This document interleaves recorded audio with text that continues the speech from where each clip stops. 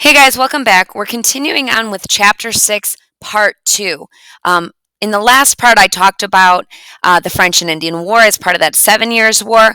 I talked about what the French and Indian War was going to mean for the American colonies and the pros and cons of mercantilism.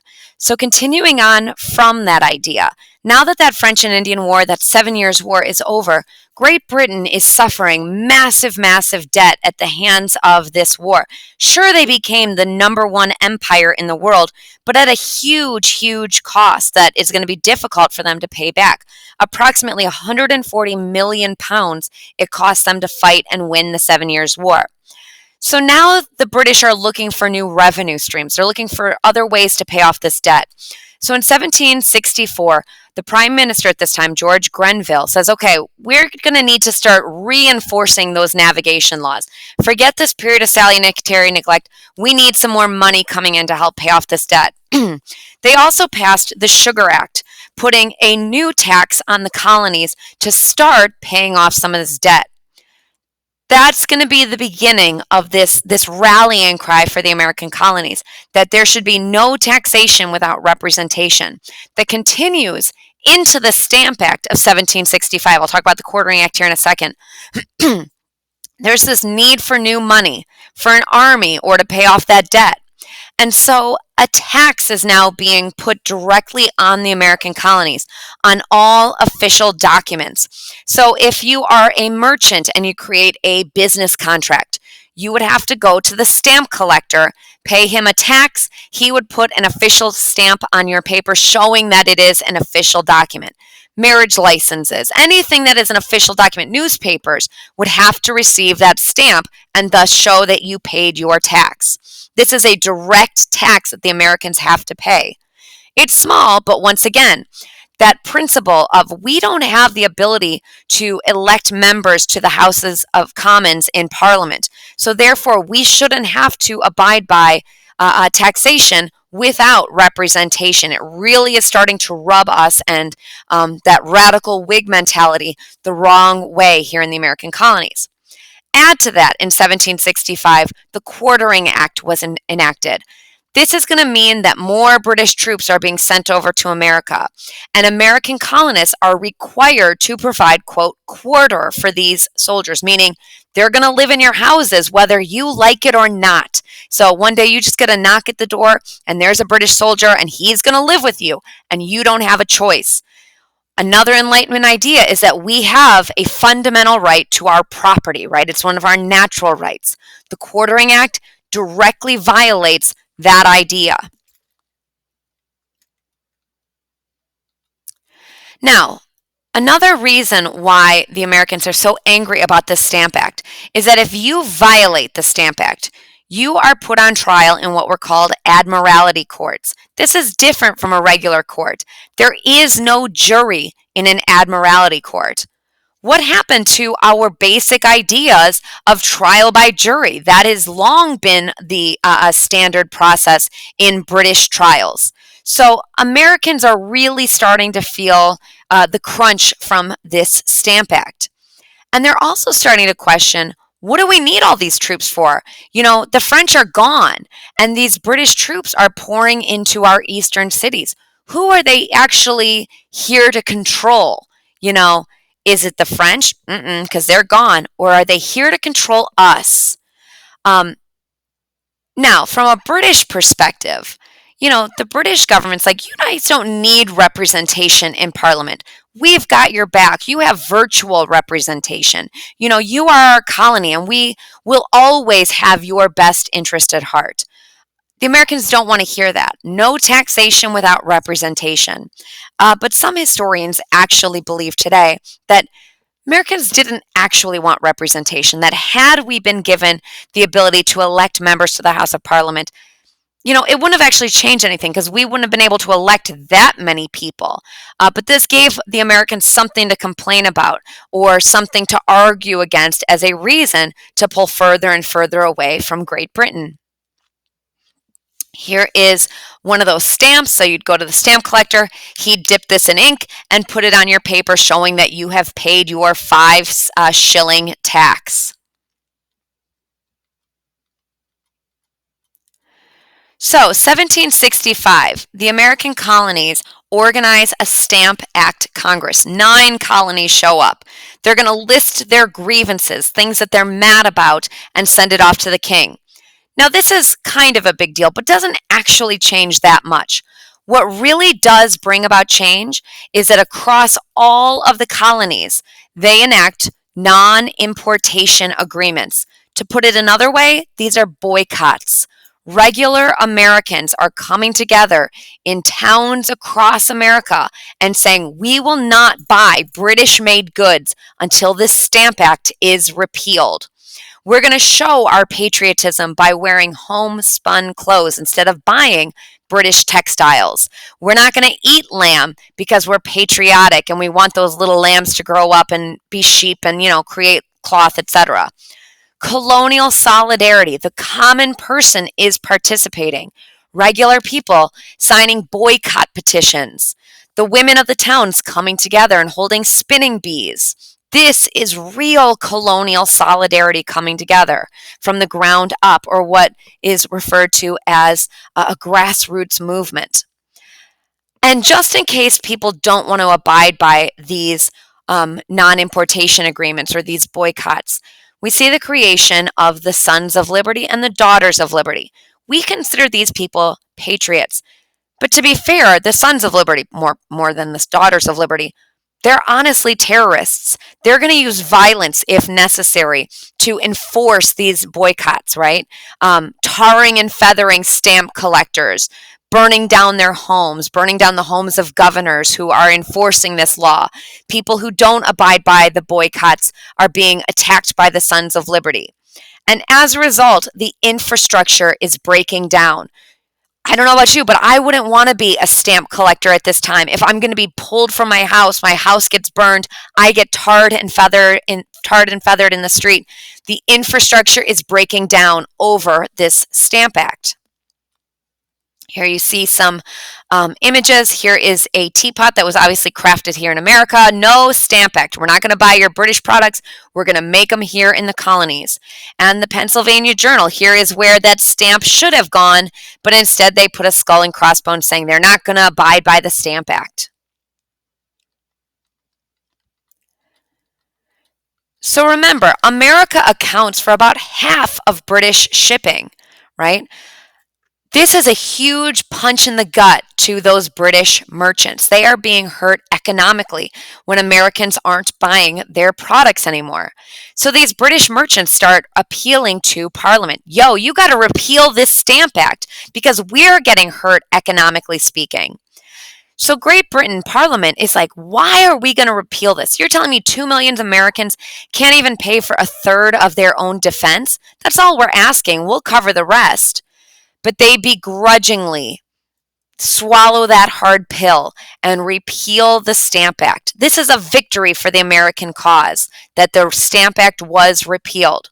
But in exchange, Parliament passes the Declaratory Act that we'll do it this time, but if you guys act up again, we will bind you. We retain absolute sovereignty or absolute control over you. Do it again, we're going to bust heads next time, is the message that Parliament is sending to the American colonies. But there's still that, problem that money needs to be made to pay off this debt and to raise a new military. So back in England, Charles Townshend, he is the Chancellor of the Exchequer, meaning he's the dude that deals with the money. He's like, okay, the Americans didn't want to pay this direct tax. Maybe it ruffled too many feathers that each person had to individually go to the stamp collector and pay that tax, etc. So let's try an indirect tax. These are going to be called the Townshend Acts, an indirect tax. So instead of charging the tax to the person, the tax will be charged at the port. The ship comes in with all these products. There is a tax collector there that will collect the tax, and then we'll just raise the price of these goods and pass that tax on to the American people. Maybe they won't even notice that they're now being taxed if we raise these indirect taxes. Specifically, these Townshend Acts are applying to glass, white lead, paper, paint, and most importantly, on tea. This is going to be a problem. And even though it is an indirect tax, you're not going to fool the Americans. They still see this as taxation without representation. And the money that is being generated from the Townshend Acts, in part, is going to pay the salaries of the royal governors or judges. Prior to this, it was up to the colonies to pay their salaries. And if the governors were doing things that the colonists didn't like, they would threaten to withhold their salary. Same with these judges. It was called the power of the purse. By removing that power, now the colonies have even less power over the royal governors and the royal judges. And while this is also happening, these Townshend Acts, the British Parliament also suspended the New York Assembly. The New York Assembly was actually not abiding or not following the Quartering Act. So as punishment, their representative government was suspended. Even though the Navigation Acts are being reinforced once again, smuggling continues even more, ignoring these laws and bypassing them to trade with other countries. So I almost envision a pot of water, and it's slowly starting to boil as more and more stuff is being loaded onto the Americans. They're not ready for revolution yet, but the pot is starting to rumble a little bit. And in 1768, 2 regiments of British troops were sent to Boston to control Boston. They are a city under occupation. That is going to add to that rolling pot, that boiling pot. And in March of 1770, that pot really starts to boil when an altercation between American colonists yelling and throwing sticks and snowballs and whatnot at a group of British soldiers results in what was called the Boston Massacre. British troops opened fire on American colonists, killing 11 and wounding many others. Now, 11 people were killed in the, quote, Boston Massacre. Was this a massacre? Probably not.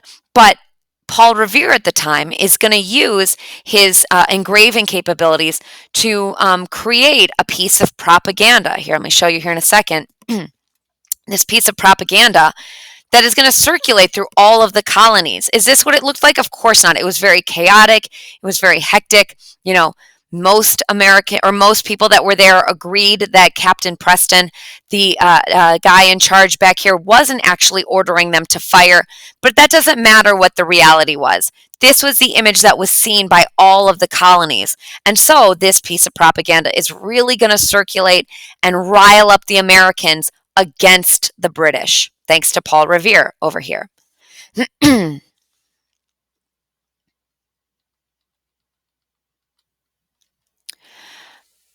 So continuing on, the king at this time is George III, and the new prime minister is Lord North.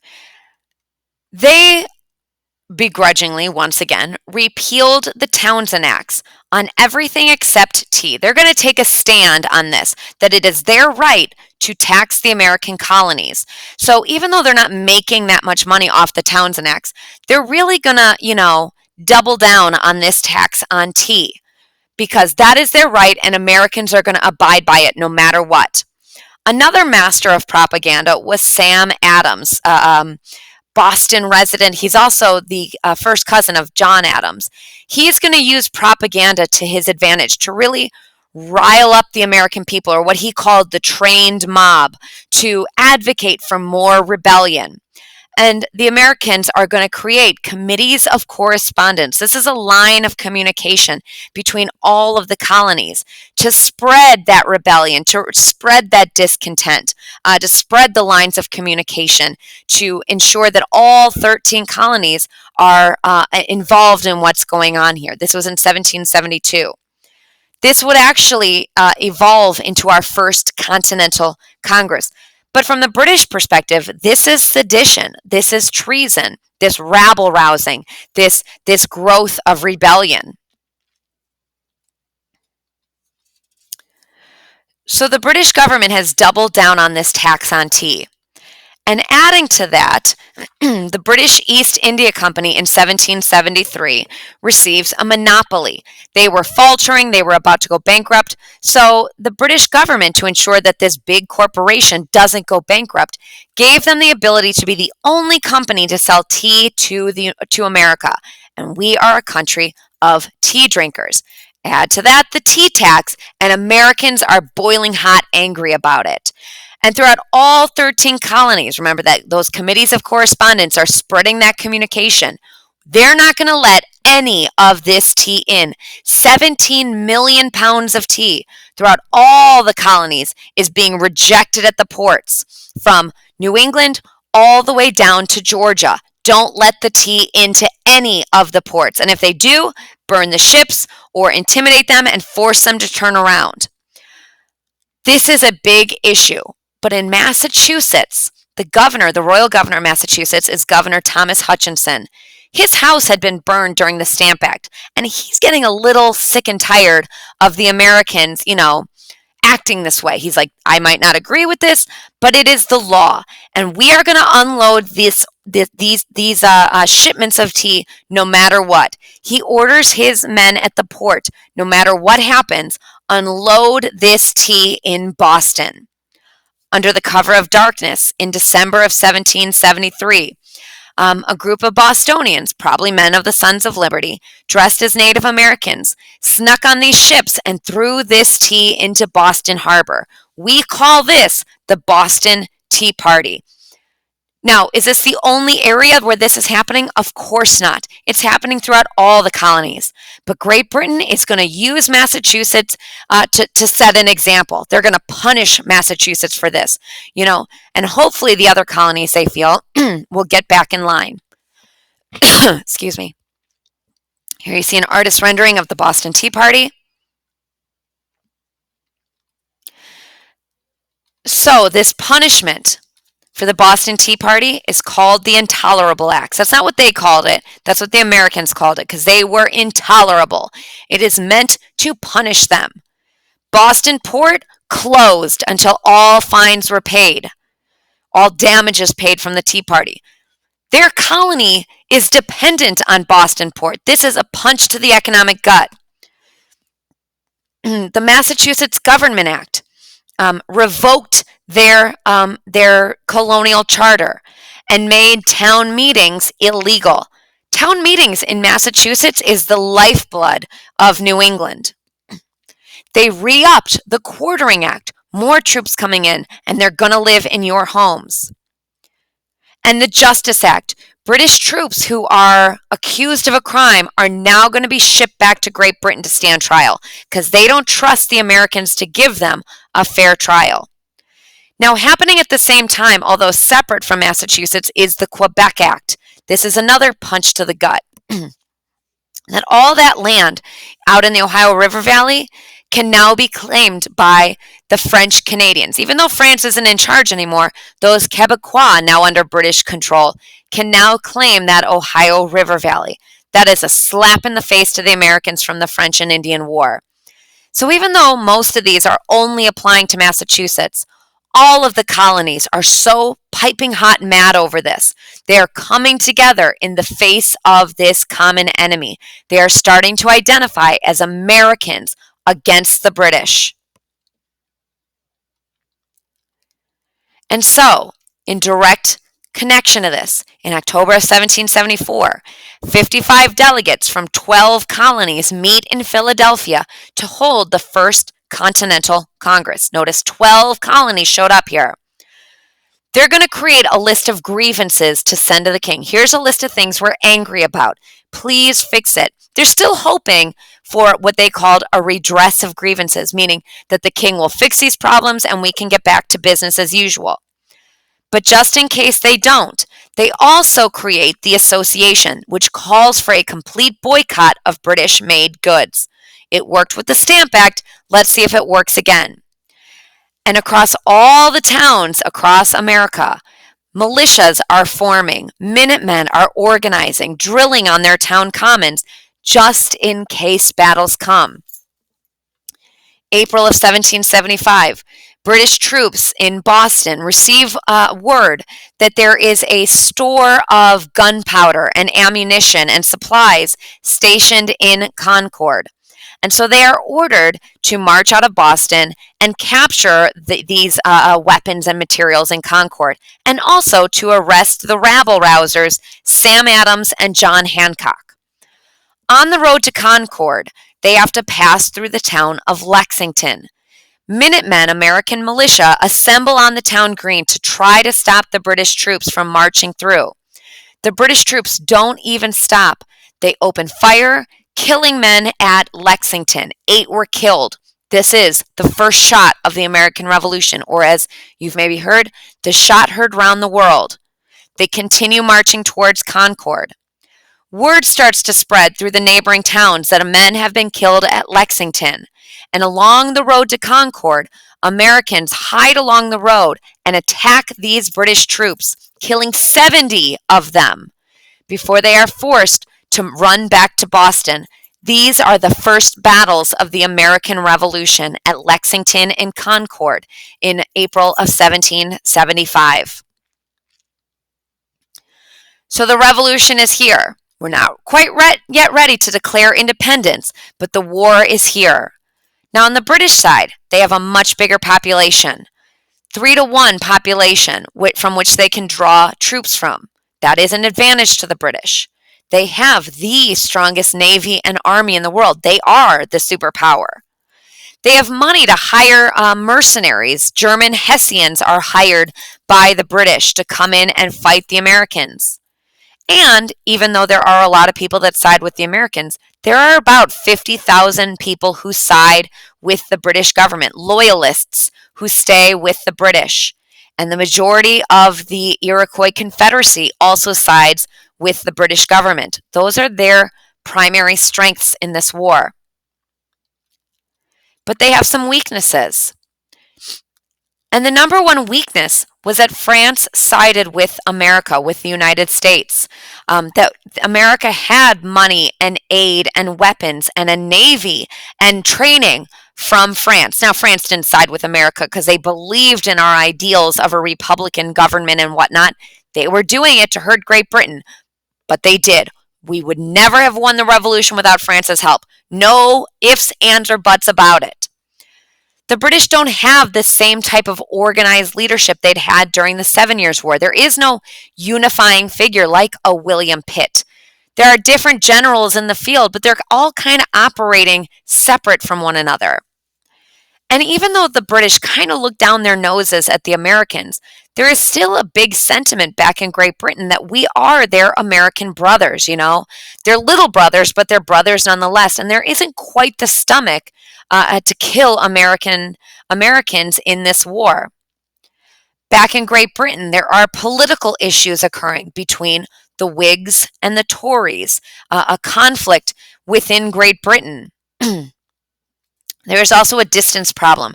To get supplies over to America or troops over to America, you got to ship it across 3,000 miles of the Atlantic Ocean. That takes a lot of time.